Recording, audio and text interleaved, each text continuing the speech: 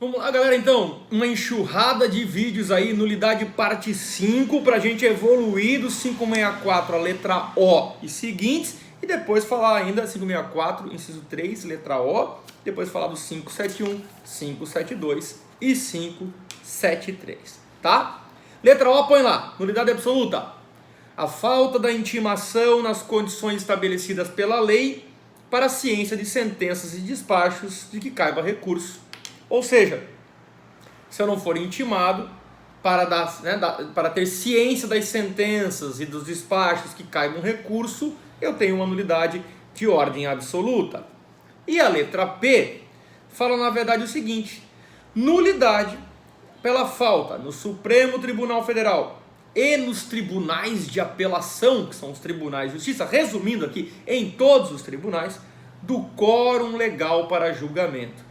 Pessoal, vamos só dar um nível de entendimento a nível Santa Catarina, Tribunal de Justiça, as câmaras criminais. Nossas câmaras criminais são compostas, são 5 câmaras criminais, compostas em regra de 4 desembargadores cada câmara, de 4 a 5, e participam do julgamento sempre 3 desembargadores. É o relator, o revisor e o vogal. Então o que acontece? Eu não tenho condições de fazer os julgamentos com menos de 3 desembargadores. Tá? Existem situações como, por exemplo, embargos infringentes, revisão criminal, em que o julgamento ele pode ocorrer, certo, com uma enorme quantidade de desembargadores. Eu vou fazer um agora no decorrer do mês de julho, né, com 9 desembargadores. Tá? Quer dizer, então depende da segurança, mas a falta do quórum caracteriza a nulidade absoluta. Bom, aqui nós fechamos o 1, o 2 e o 3. Professor, e o inciso 4? O inciso 4 diz assim: é uma nulidade quando a nulidade ocorrerá nos seguintes casos: por omissão de formalidade que constitua elemento essencial do ato.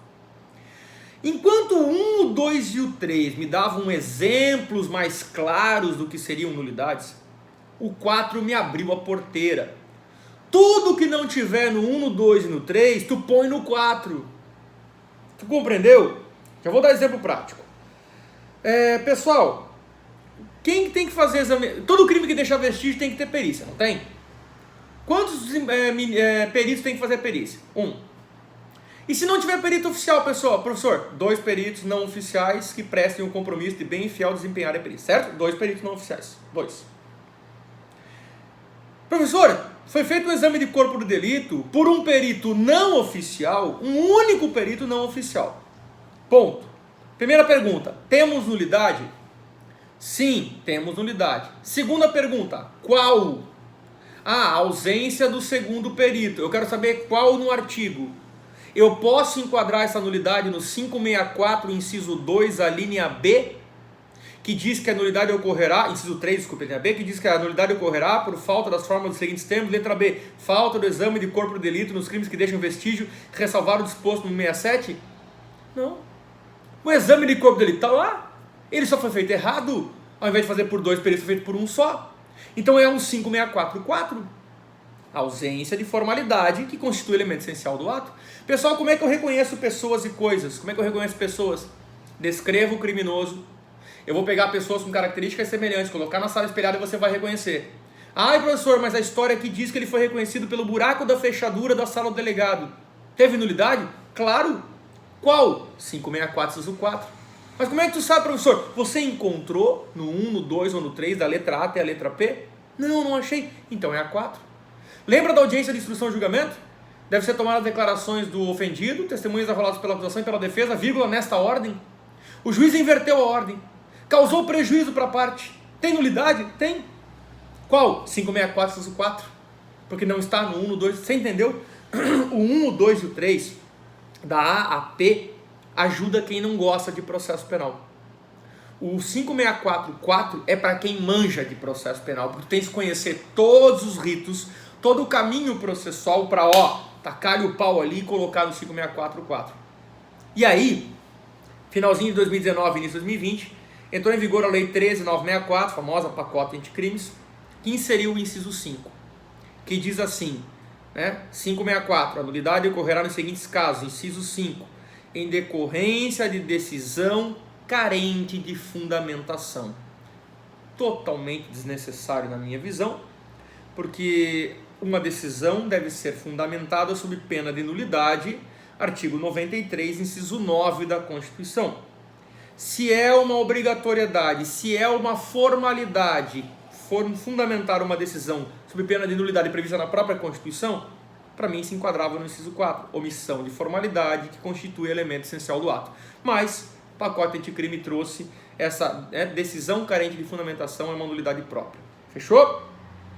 Parágrafo único diz assim: ocorrerá ainda a nulidade por deficiência dos quesitos das suas respostas e contradição entre elas. Havendo deficiência ou contradição entre os quesitos lá, por exemplo, um quesito que pergunta se o réu é... Um exemplo, tá? Um exemplo que não se enquadra porque não se avaliaria atenuante, mas vamos imaginar que o juiz quesite atenuante e pergunte para o jurado se o réu na época do crime era menor de 21, porque temos uma atenuante de menor de 21. E aí de 4-3, 3 jurados tanto disseram que ele era menor de 21, sendo que é documental isso. Certidão de nascimento, ele tinha 20 anos na época dos fatos, logo ele merece atenuante da menoridade, certo? Então, uma contradição, uma omissão. Eu pedi, por exemplo, uma causa de diminuição de pena, o juiz não quesitou, houve uma omissão no quesito, aí me enquadra no parágrafo único. Fechou? Aqui nós avaliamos então princípios, avaliamos toda a estrutura do 564, já lemos o 563, 565, 66, 66, 67, 68, 69 e 70. E faltou o 571 até o 573. E eu vou fazer essa abordagem com vocês agora. É bem simples, tá? O 571 diz assim, ó: as nulidades deverão ser arguidas, as da instrução criminal do processo de competência do júri, no prazo a que se refere o 406. Lembra quando eu falei da nulidade relativa, que ela deve ser alegada no momento oportuno? Então, olha só, quando que eu alego nulidade?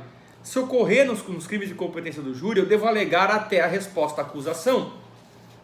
As da instrução criminal, certo?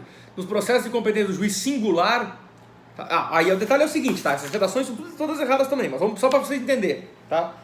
A nulidade que ocorreu da fase policial até a denúncia se alega na resposta à acusação. A nulidade que ocorreu da denúncia para frente, da resposta à acusação para frente, se alega em alegações finais.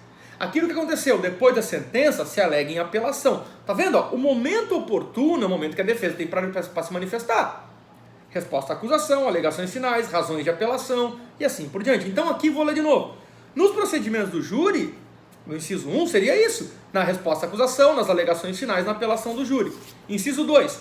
Na instrução criminal de competência do juiz singular, resposta à acusação, alegações finais e razões de apelação. Ele traz um artigo 500 do artigo do Código de Processo Penal velho. 3. Do processo sumário, nos prazos a que se refere o 537, ou se verificado depois desse prazo, logo depois de aberta a audiência pregoada pelas partes. Não viaja. Inciso 4, já vou falar. Das processos regulados no capítulo 7, título 2, livro 2, logo depois da aberta a audiência. Não viaja. Das ocorridas após a pronúncia, logo depois de anunciado o julgamento apregoado pelas partes. Já vou falar, vou parar no 4 aqui. O 1, o 2, o 3 e o 4, o 1, o 2, o 3 e o 4, nos moldes do novo Código de Processo Penal de 2008, se a nulidade acontecer do fato até a resposta à acusação, é na resposta à acusação que se alega sobre pena de preclusão, com validação dos autos. Se não teve nulidade até a RA, tu não fala nada. Mas se a nulidade aconteceu da RA até as alegações finais, nas alegações finais tu fala. Professor, mas não aconteceu nada, então tu não fala nada. Se ela aconteceu depois das alegações finais, ou seja, na sentença, se alega nas razões de apelação. Ó, tá vendo? Os momentos são sempre aqueles que a defesa tem que se manifestar.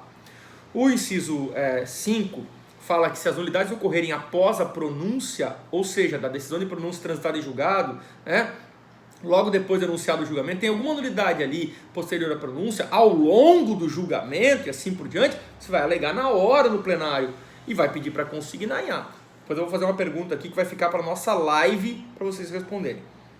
Da 6. As de instrução criminal no processo de competência do STF e Tribunal de Justiça, no prazo a que se refere o artigo 500, na verdade alegações finais, né, até as alegações finais nos processos de competência do Tribunal de Justiça e assim por diante.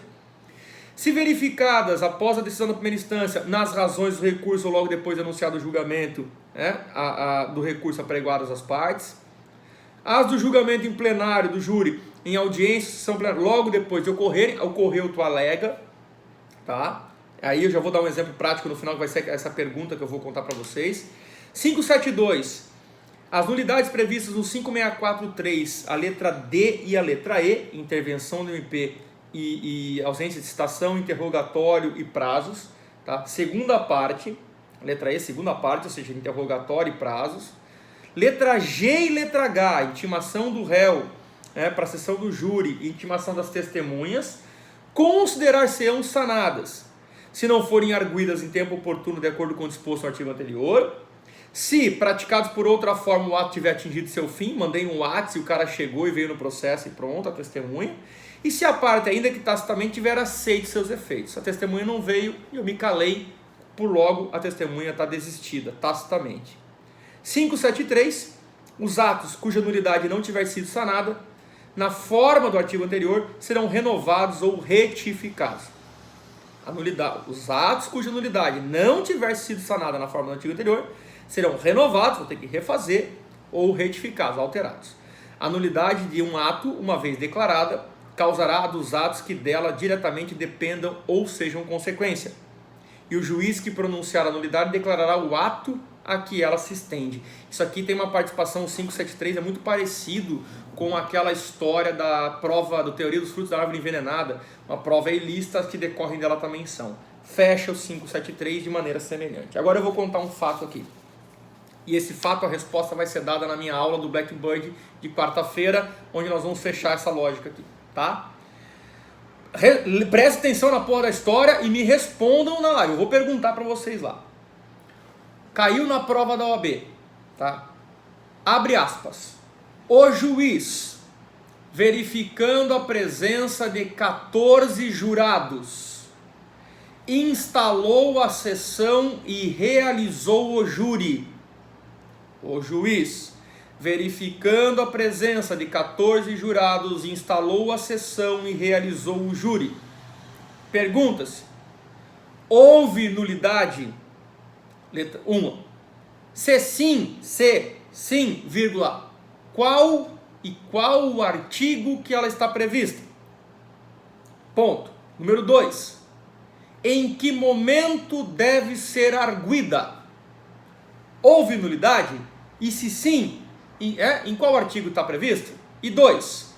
Se houve nulidade, em que momento deve ser arguida? Eu quero saber isso na nossa aula de quarta-feira. Beleza, pessoal?